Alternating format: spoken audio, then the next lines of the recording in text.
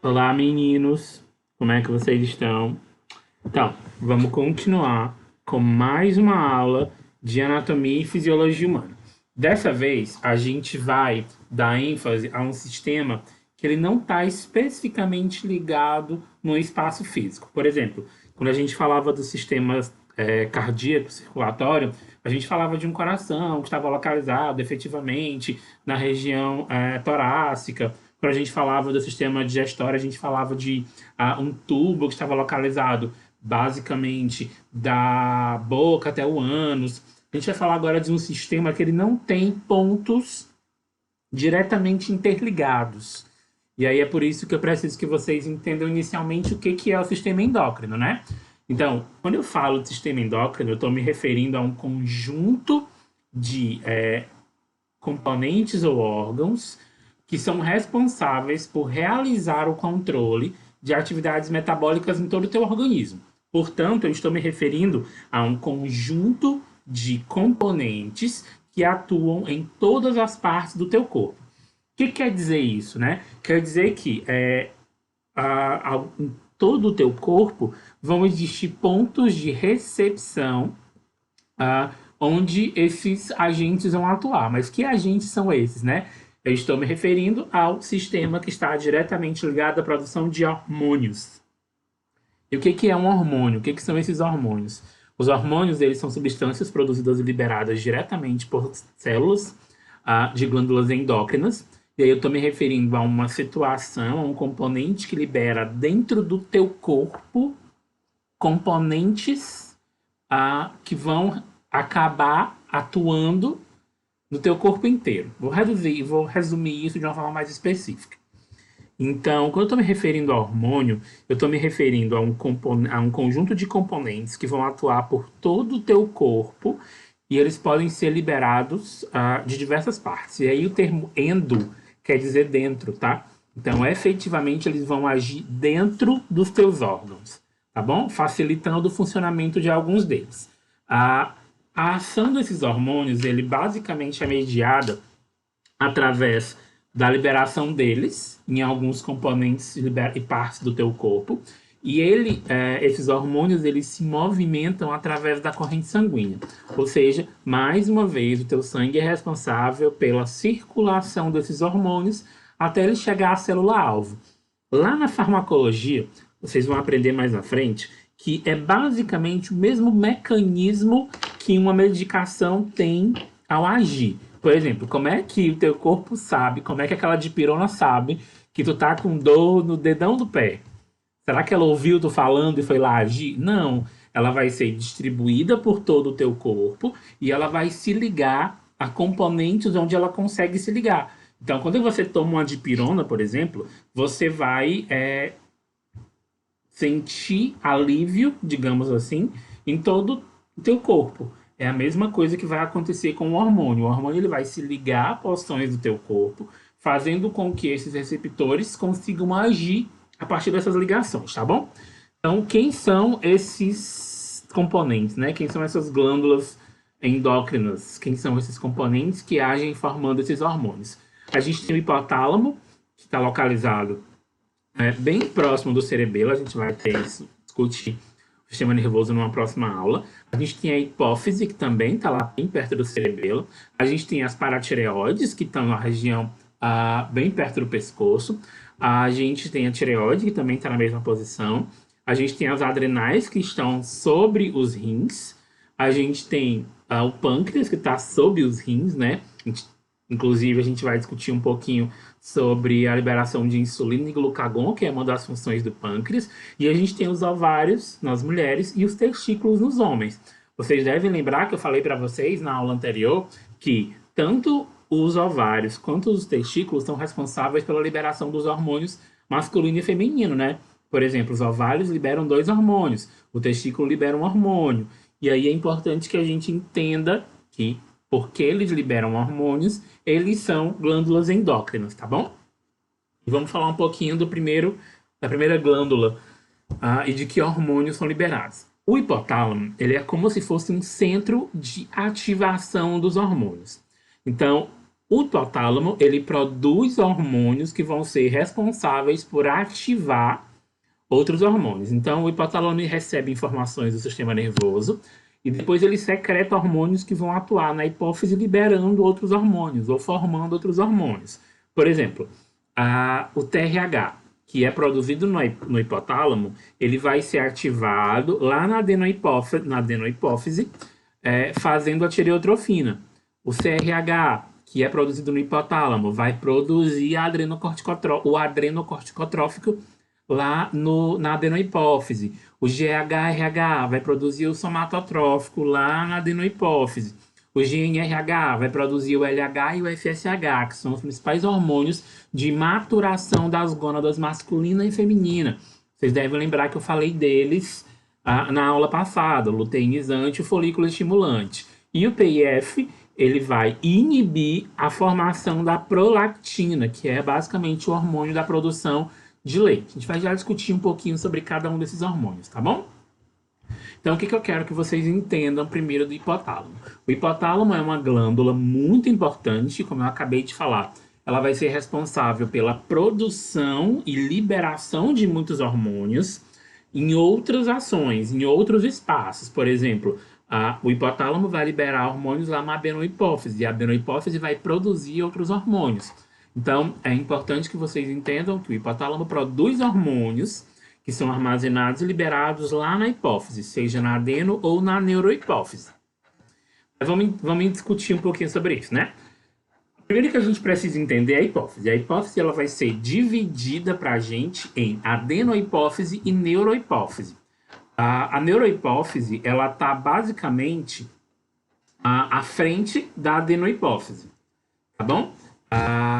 Mas essa posição anatômica a gente vai discutir ela lá na frente, quando a gente for falar na próxima aula do sistema nervoso. Por enquanto, o que eu quero que vocês saibam? Eu quero que vocês entendam que existe o hipotálamo e o hipotálamo vai fazer a ativação de hormônios na hipófise. E a hipófise a gente vai dividir ela em adenohipófise e neurohipófise. A adenohipófise ela é responsável pela liberação e produção de hormônios como prolactina, que é o hormônio responsável pela produção de leite nas glândulas mamárias. A gente tem o gonadotrófico, que é o responsável pela maturação das gônadas e produção de hormônios dentro dessas gônadas, e maturação também dos gametas, como por exemplo, no testículo, o espermatozoide, e no óvulo, e no ovário, o óvulo. O tireotrófico, que é o hormônio da ativação da tireoide, o adrenocorticotrófico, que é o hormônio responsável pela produção de hormônios muito importantes para o nosso desenvolvimento, para a nossa manutenção da vida, que são produzidos lá na suprarrenal, e o somatotrófico, que é o responsável pelo nosso crescimento, tá bom? E aí vamos entender um pouquinho lá. O primeiro hormônio que a gente vai entender aqui, que é produzido na adenohipófise, é o hormônio do crescimento ou somatotrófico, que é ativado pelo GH, tá bom? Então, quando eu me refiro ao hormônio do crescimento, é bom lembrar que eu estou me referindo a um hormônio que é produzido na adenohipófise e ele produz o crescimento dos ossos e cartilagens. E ele vai influenciar, obviamente, o metabolismo de proteína, carboidrato e lipídio. Quando eu me refiro a alterações causadas por esse hormônio, o que acontece? Se eu tenho um indivíduo que tem deficiência de hormônio somatotrófico na infância, ele vai evoluir com o nanismo, que é basicamente os anões que a gente conhece. Se esse indivíduo tem excesso de hormônio somatotrófico na infância, vai produzir o que é chamado de gigantismo. E se eu tenho um indivíduo que tem aumento da produção de hormônio somatotrófico na idade adulta, o que vai acontecer? Vai ser produzido um negocinho chamado de acromegalia. O que é acromegalia? A acromegalia é o crescimento das extremidades. Então, esse indivíduo vai crescer os dedos, vai crescer os pés, vai crescer a língua, vai crescer o nariz, vai crescer os dentes. Ou seja, as extremidades do corpo vão ser aumentadas. Então é importante que vocês entendam que o somatotrófico pode gerar em subalteração, o nanismo, que é a diminuição do hormônio somatotrófico, o gigantismo, que é o aumento da produção de hormônio somatotrófico na infância, e a acromegalia, que é o desenvolvimento, o aumento da produção desse hormônio, que geralmente é causado por algum tumor na região da adenohipófise, que estimula a produção desse hormônio na fase adulta. Tá ok? Espero que tenha ficado claro. Então vamos para o próximo hormônio, que é a tireotrofina. A gente vai falar um pouquinho mais dos hormônios de hipotireoidismo e hipertireoidismo já já. Mas por enquanto, o que eu preciso que vocês aprendam? Que vocês entendam que a tireotrofina é responsável por estimular a tireoide a produzir a tiroxina. A deficiência de tiroxina vai causar o hipotireoidismo. O excesso de tiroxina vai causar o hipertireoidismo. A gente vai já discutir um pouquinho sobre isso e como é que fica o indivíduo com hipotireoidismo e com hipertireoidismo, tá bom? Um outro hormônio é o adrenocorticotrófico, que é responsável por estimular o córtex da glândula suprarrenal, que fica em cima dos rins, o nome diz suprarrenal, né, acima dos rins, a produzir hormônio como o corticoide e o cortisol e o adrenocorticoide, que são hormônios do estresse, tá bom? A gente vai já discutir um pouquinho sobre eles também. A prolactina, que é também produzida na adenohipófise, é responsável pelo desenvolvimento das mamas nas meninas. Então, por que as mulheres têm tendência a desenvolverem mais câncer de mama que os homens? Porque a mulher tem tecido mamário em produção maior que os homens. Os homens também têm tecido mamário, mas as mulheres têm mais, basicamente por causa da prolactina. Além da produção de leite, e nos homens também tem produção de prolactina em menor quantidade, e ainda tem uma função meio que desconhecida, embora se saiba que nos homens também aconteça o desenvolvimento das mamas em menor porção, tá bom?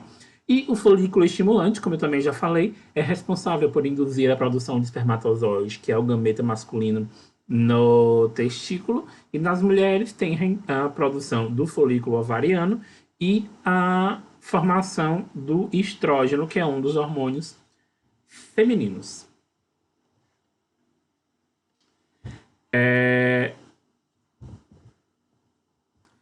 E o luteinizante vai acabar estimulando a produzir testosterona e na mulher estimular a ovulação e o desenvolvimento do corpo lúteo, que é o que vai dar origem ao ovócito 2 ou óvulo, tá bom?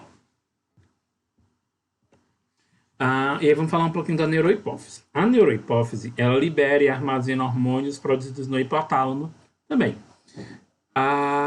E aí ela tem a neurohipófise tem uma função mais específica no controle de ações e funções do corpo.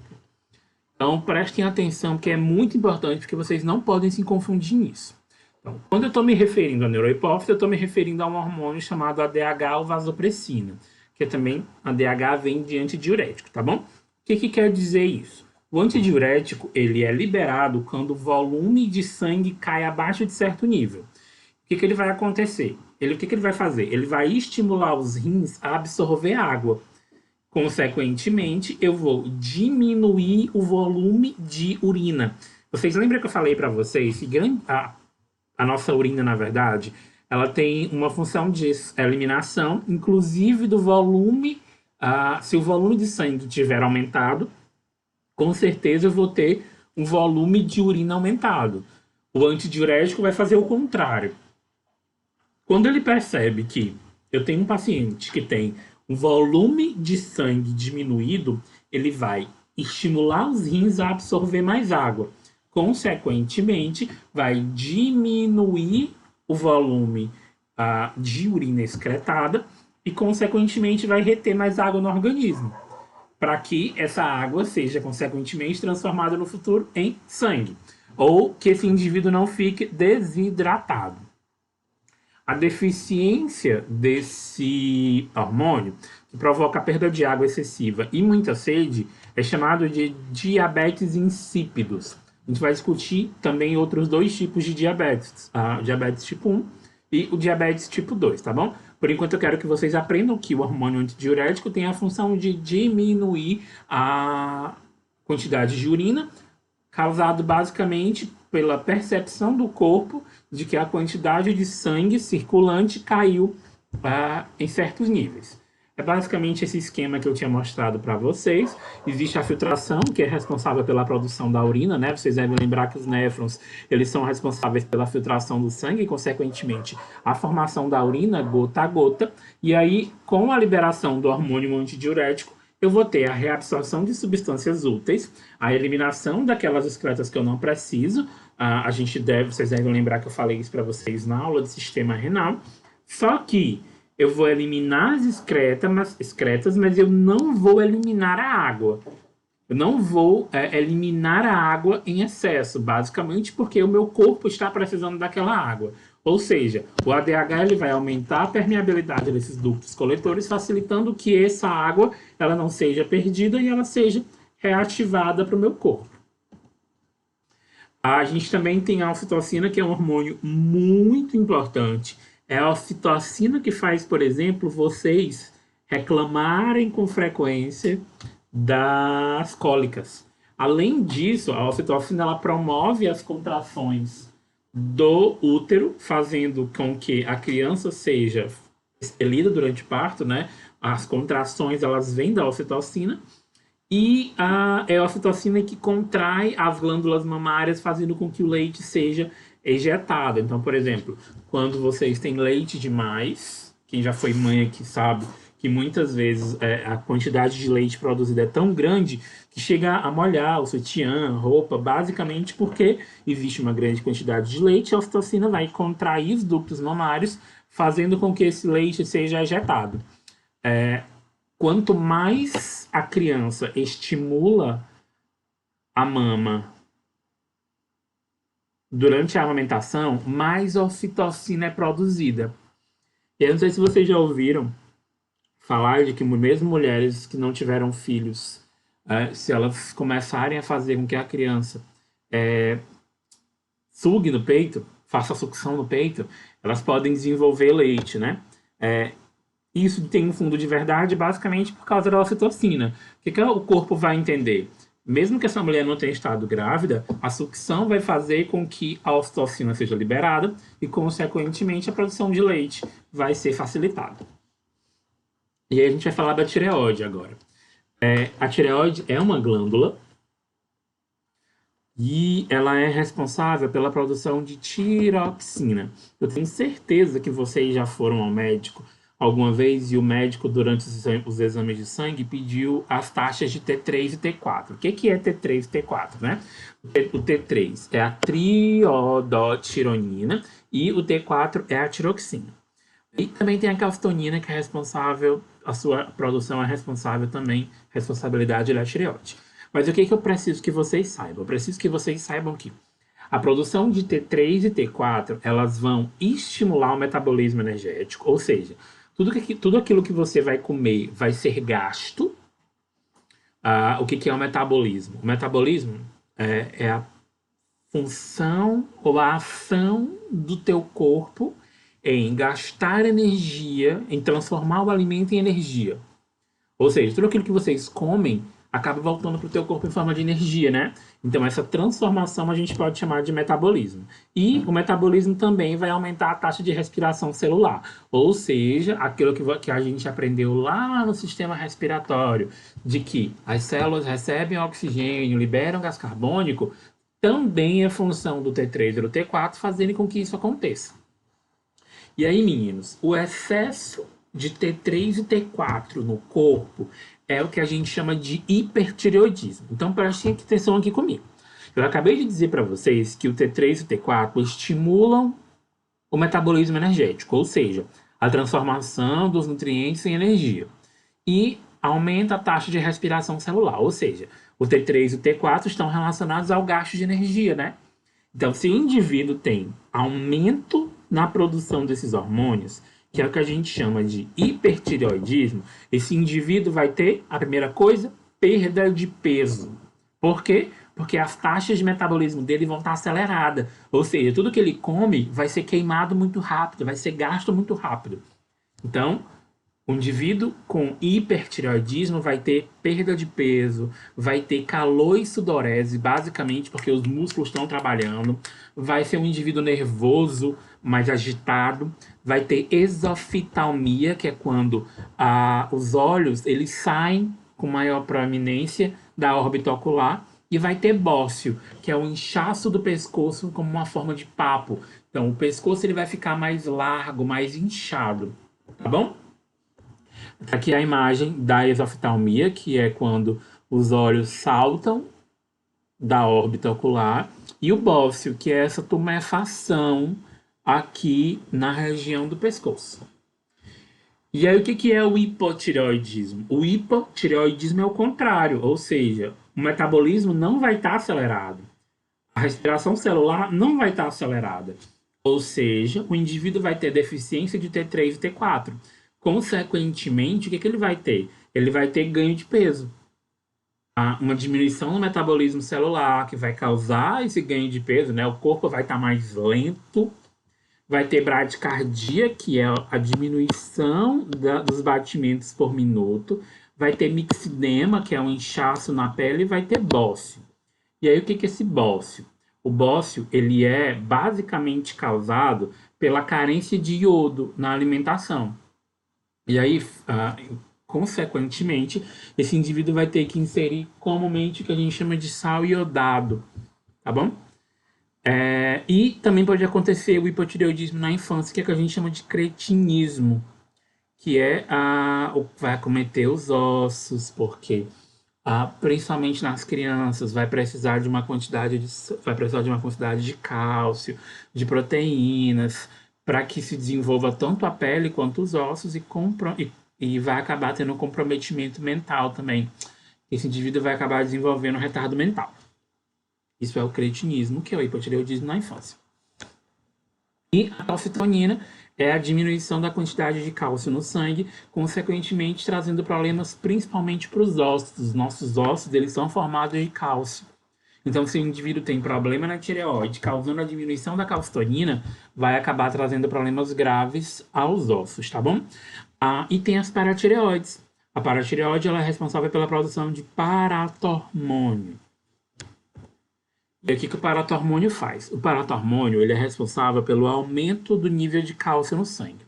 E aí, o paratormônio, quando o nosso corpo precisa de sangue, o paratormônio é ativado e ele vai retirar cálcio dos ossos, aumentando o nível de cálcio no sangue. Ou seja, eu tenho cálcio no meu corpo. Quando o nível de cálcio no sangue diminui de forma muito drástica, porque eu preciso de cálcio em diferentes componentes do meu corpo, o que o meu corpo vai entender? Eu tenho cálcio lá nos meus ossos, então ativa o paratormônio para o paratormônio buscar cálcio nos meus ossos, para que a quantidade de cálcio no meu sangue seja equilibrada. Então prestem atenção, o paratormônio e a calcitonina, eles agem basicamente com o controle do nível normal de cálcio no organismo. Então presta atenção. Se eu tenho um volume alto de cálcio no sangue, o que a calcitonina vai fazer? Vai ser ativada para que aconteça que esse cálcio em excesso seja depositado nos meus ossos. Ou seja, a calcitonina vai agir retirando cálcio do sangue e depositando nos ossos. Se esse cálcio foi depositado nos meus ossos, consequentemente, agora eu tenho uma quantidade diminuída de cálcio no sangue, né? O que o paratormônio vai fazer? O paratormônio vai tirar sangue, vai tirar cálcio dos ossos, para que a quantidade de cálcio no sangue seja mantida. Então, isso é um ciclo que acontece para sempre. Tem uma grande quantidade de cálcio no sangue. A calcitonina age depositando esse cálcio nos ossos. E aí, quando esse cálcio é depositado nos ossos, eu tenho uma diminuição da quantidade de cálcio no sangue. E aí é ativado o paratormônio, porque o paratormônio vai tirar cálcio dos ossos e colocar no sangue. Um ciclo sem fim. Nas suprarrenais, meninos, as suprarrenais, como o próprio nome diz, são hormônios que estão localizados acima dos rins. Desculpa. Suprarrenais são glândulas que estão localizadas acima dos rins, tá bom? E aí elas têm duas divisões básicas, que é que a gente chama de córtex e medula. Córtex é a porção mais externa das suprarrenais. A medula é a porção mais interna das suprarrenais. O córtex, essa porção mais externa, produz aldosterona e cortisol, que estão diretamente ligados ao hormônio do estresse. O cortisol é o hormônio do estresse. Então, se você vive estressado, é sinal de que você tem uma grande quantidade de cortisol circulante. Já a medula é responsável pela produção de dois hormônios importantíssimos para a manutenção da nossa vida, que são a epinefrina ou adrenalina e a norepinefrina ou noradrenalina. Vocês podem encontrar esses nomes em qualquer livro, tá bom? Ou epinefrina ou adrenalina, ou norepinefrina ou noradrenalina.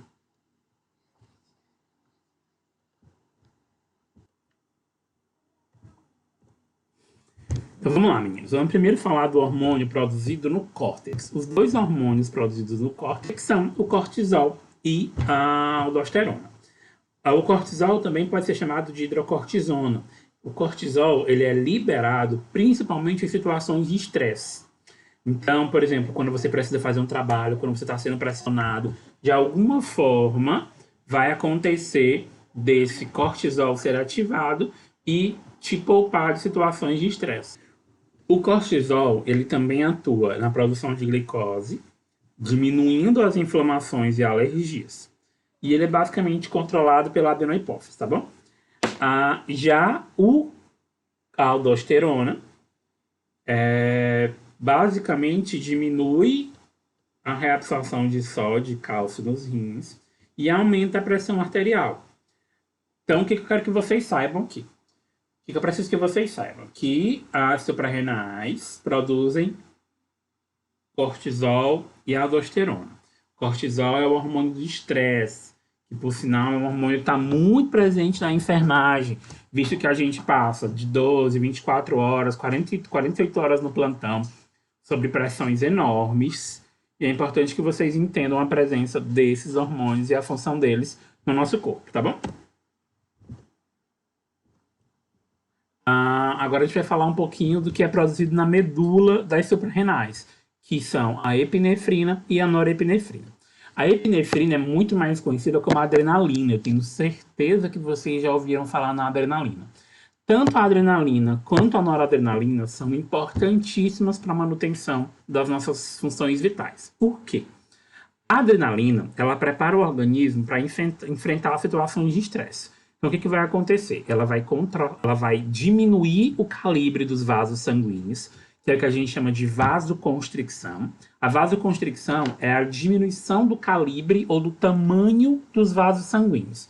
Se eu diminuo o calibre desses vasos, consequentemente, o sangue vai pulsar com mais força na parede das artérias.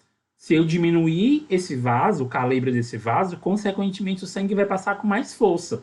E aí vai aumentar a taxa de açúcar no sangue e vai redistribuir sangue para órgãos e músculos. Então, por exemplo, numa parada cardiorrespiratória, esse paciente está parando.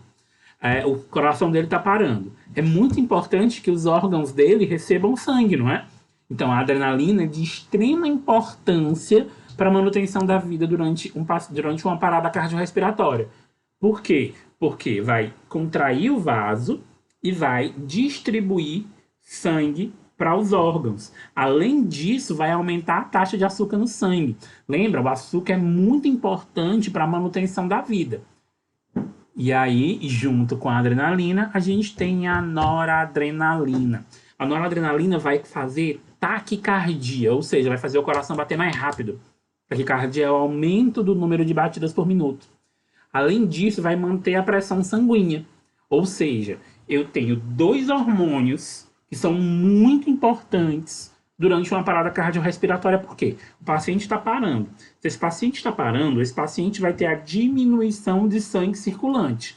Consequentemente, é preciso que esse sangue seja distribuído, que esse sangue leve nutrientes para os meus órgãos, para que eles não morram. Vou precisar de que esse sangue seja distribuído com muito mais rapidez e que a pressão sanguínea seja mantida. Então, adrenalina e noradrenalina são de extrema importância para a manutenção das nossas vidas. E aí também a gente fala um pouquinho de Pâncreas. O que que o pâncreas faz? O pâncreas é um órgão muito importante, é uma glândula, mas a gente pode chamar de órgão também. Ele está localizado no lado esquerdo da cavidade abdominal. Ele é uma glândula mista, porque ele produz tanto ações fora do corpo quanto dentro do corpo. Ele produz dois hormônios de extrema importância, que são insulina e glucagon, além de produzir o suco pancreático, né? Vocês lembram que eu falei para vocês? O suco pancreático é liberado lá na porção inicial do intestino delgado, fazendo com que o alimento seja digerido com maior facilidade. Então esse pâncreas também tem uma função muito importante na produção de dois hormônios importantíssimos, que são insulina e glucagon.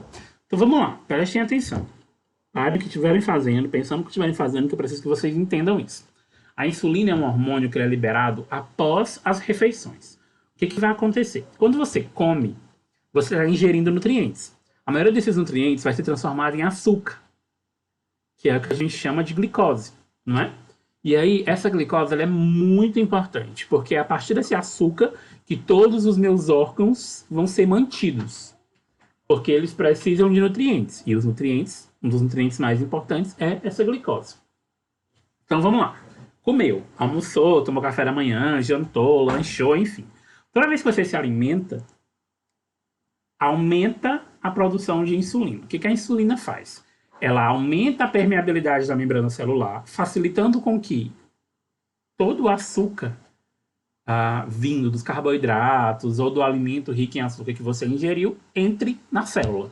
Ou seja, vai abrir a célula para receber esse açúcar. No fígado, a insulina promove o que a gente chama de formação de glicogênio. O glicogênio é o açúcar armazenado que vai ser guardado para quando eu precisar. Porque o corpo ele não consome tudo de uma vez.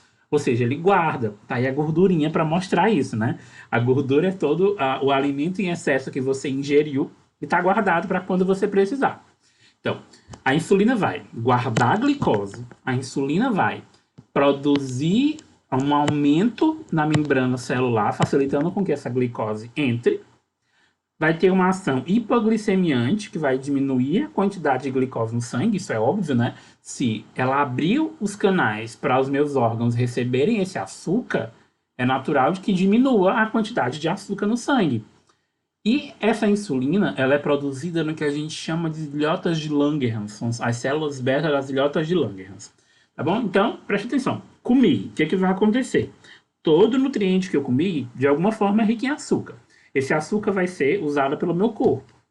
Dessa forma, a insulina, que vai ser liberada após a ingestão dos alimentos, após as minhas refeições, vai abrir a membrana das minhas células para que esse açúcar entre. Se, consequentemente, está abrindo as membranas da minha célula para que esse açúcar entre, eu vou diminuir a quantidade de açúcar circulante no meu sangue, né? E vai também guardar o açúcar que eu não consumi lá no meu fígado, em formato de glicogênio. Então, o glicogênio é a glicose que eu não consumi agora, que vou consumir depois. Fechou? Então, me alimentei, agora dei aquela deitada, né? Depois do almoço. E aí tem aquele período que eu não estou me alimentando. Meia hora, 40 minutos depois. Agora chegou a hora do glucagon agir. O glucagon, ele atua entre as refeições, que é aquele período que eu não estou me alimentando. O que o glucagon vai fazer? O glucagon, ele tem um efeito inverso ao da insulina. É o glucagon que não te faz ter fome toda hora. Por quê? No fígado foi armazenado glicogênio. O que é o glicogênio? O glicogênio é aquela glicose que foi guardada para quando você não estivesse comendo, né? Então, no fígado, o glucagon vai estimular a transformação do glicogênio em glicose de novo, que vai ser enviado para o sangue. Consequentemente, vai diminuir vai diminuir a quantidade de glicogênio no fígado e vai aumentar a quantidade de glicose no sangue, né? Por quê? Antes a quantidade de glicose era baixa, mas o que o glucagon fez? Pegou o glicogênio e transformou em glicose de novo. E aí aumentou a quantidade de glicose no sangue. Ou seja, se a insulina diminui a quantidade de glicose no sangue, o glucagon aumenta a quantidade de glicose no sangue. Tá ok? Então, A insulina tem uma ação hipoglicemiante. O que é uma ação hipoglicemiante? Diminui a quantidade de glicose no sangue. Já o glucagon tem uma ação hiperglicemiante, que é a ação de aumentar a quantidade de glicose no sangue. E o glucagon é produzido nas células alfa das ilhotas de Langerhans. E aí, meninos? Falei tanto em glicose, né? E aí a gente lembra de um negocinho que é causado basicamente pelo aumento de glicose no sangue, que é a diabetes. Então, o que é esse diabetes mellitus? Diabetes mellitus é uma doença em que o indivíduo apresenta altas taxas de glicose no sangue. Ou seja, o diabetes vai acontecer quando o teu corpo ou não produz insulina ou não produz uma quantidade suficiente de insulina. Porque vocês lembram que a insulina diminui a quantidade de glicose no sangue? Ou seja, se eu tenho uma doença que aumenta a quantidade de glicose no sangue, é sinal de que a insulina não está o suficiente no meu corpo. E aí existem dois tipos de diabetes. O diabetes tipo 1, que é aquela que basicamente é a redução das células beta e, consequentemente, diminui a produção de insulina. Consequentemente, eu vou ter um indivíduo que vai ter um aumento na taxa de glicose no sangue. O diabetes tipo 1 é geralmente acometido em crianças e adolescentes, ou seja, não é causado pela má alimentação ou pela falta de orientação, enfim. Geralmente, os pacientes com diabetes tipo 1 têm isso desde a infância, porque foi uma anomalia. E vocês lembram o que é anomalia, né? Que é uma alteração que não causa tantos danos à vida do paciente, que não leva ele à morte.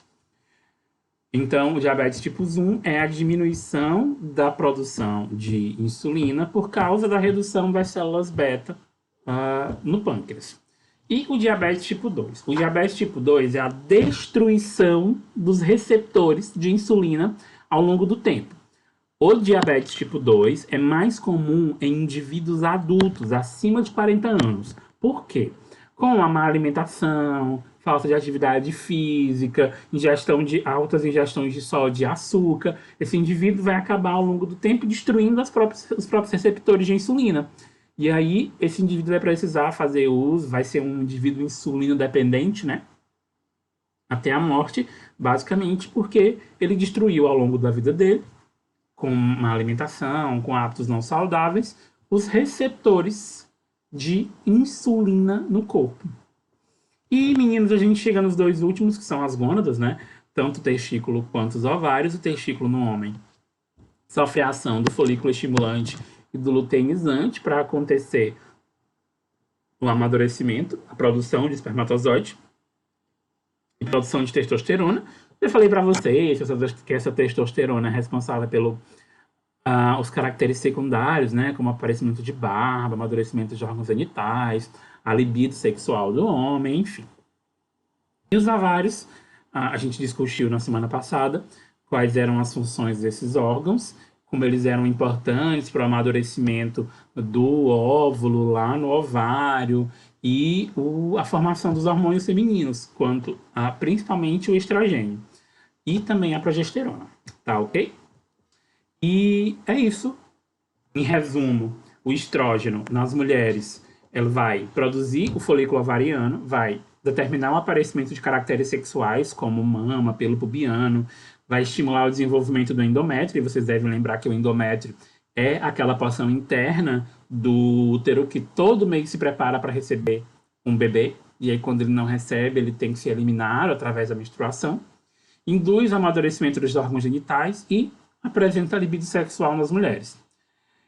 Já a progesterona, que também é um hormônio feminino, é produzido pelo corpo amarelo, o corpo lúteo, juntamente com o estrogênio, a progesterona vai aumentar a parede do endométrio e vai estimular o desenvolvimento das glândulas mamárias. E é isso, espero que vocês tenham entendido. A gente vai terminar por aqui. E até mais.